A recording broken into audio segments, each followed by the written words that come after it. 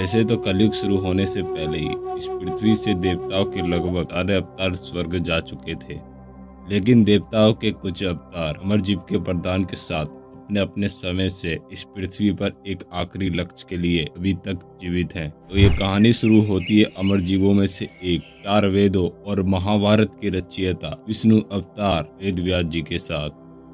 जब कली पुरुष धीरे धीरे पृथ्वी पर हर जगह अपना साम्राज्य फैला रहा था, लोगों के दिमाग में गंदे विचार और उनसे गंदे काम करवा रहा था, पृथ्वी की सारी शुद्धता लगभग धीरे धीरे नष्ट होना भी शुरू ही हो रही थी। अभी विष्णु अवतार वेद व्यास जी अपनी शुद्धता को खोने के डर से विष्णु से इसका उपाय मांगते हैं। तभी भगवान विष्णु वेद व्यास जी की कुटिया में प्रकट होते हैं और उनको ये बताते हैं पृथ्वी पर एक ऐसी भी जगह है जहाँ कभी अशुद्धता की एक किरण भी नहीं पहुँच सकती। विष्णु जगह बताते हुए उन्हें आदेश देते हैं, तुम और मेरे ही अवतार परशुराम दोनों मिलकर उत्तरी हिमालय की घाटी में जाओ और उस चिंतामणि को ढूंढो जो स्वर्ग से इंद्र के हाथों युद्ध के दौरान इस पृथ्वी पर आ गिरा था, और जहाँ तुम्हें वो मणि मिल जाए समझ जाना ये वही जगह है।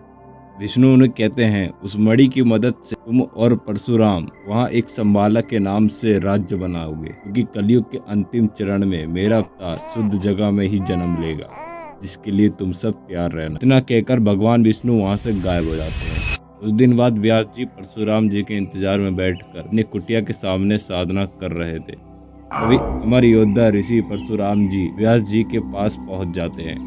वहां पहुंचते व्यास और परशुराम अपने असली रूप में आते हैं और व्यास जी उन्हें अपने लक्ष्य और विष्णु जी के आदेश को बताते हैं। अगले ही दिन दोनों उस मणि वाली जगह को तलाशने के लिए निकल पड़ते हैं। जैसे ही दोनों अमरजीव उत्तरी हिमालय की घाटी में पहुंचते हैं, उन्हें वहां ऐसा महसूस होता है जैसे ये जगह समय की मार से बिल्कुल ही अलग है। यहाँ तक कि यहाँ की प्रकृति बिल्कुल स्वर्ग जैसी महसूस हो रही थी। अब उन्हें समझ आ गया था हो ना हो ये वही जगह है। कुछ देर बाद व्यास जी को दूर एक लाल पत्थर चमकता हुआ नजर आता है। व्यास जी उसे देखने के लिए उस पत्थर के पास जाते हैं और उसे उठा लेते हैं। जैसे व्यास जी उस पत्थर को अपने हाथों में लेते हैं, उनको एक अलग ही शक्ति महसूस होने लगती है। व्यास जी को सब समझ में आने लगता है अब करना क्या है।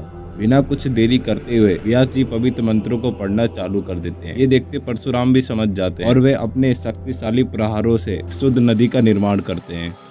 व्यास जी की बुद्धि और परशुराम जी की शक्ति ने मिलकर संबाला को आकार दिया, पेड़ों को राजसी और ज्ञान के मंदिर में बदल दिया, धर्मियों के लिए स्वर्ग और अंधेरे के खिलाफ राज्य के चारों ओर एक प्राकृतिक किला बना दिया।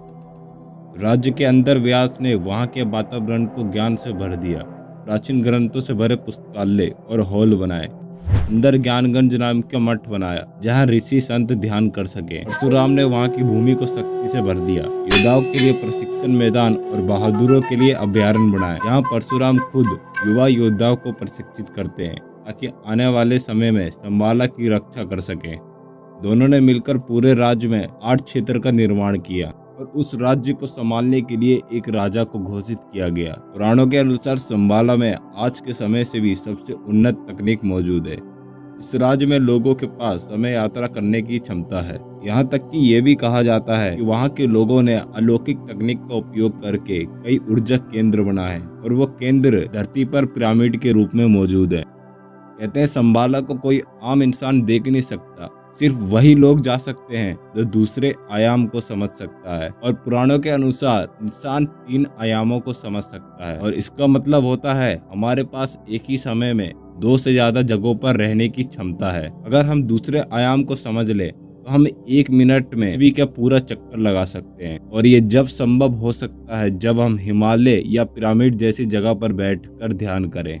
इसीलिए तो आज तक कोई साधारण मनुष्य उस जगह को ढूंढ नहीं पाया और ना ही देख पाया। इसलिए संबाला ही एक इकलौता स्थान है जो सबसे पवित्र स्थान है। और कल्कि पुराण के अनुसार संबाला राज्य में ही विष्णु का अंतिम अवतार कल्कि अवतार का जन्म होगा, जिसे हम अपनी अगली कहानी में देखेंगे।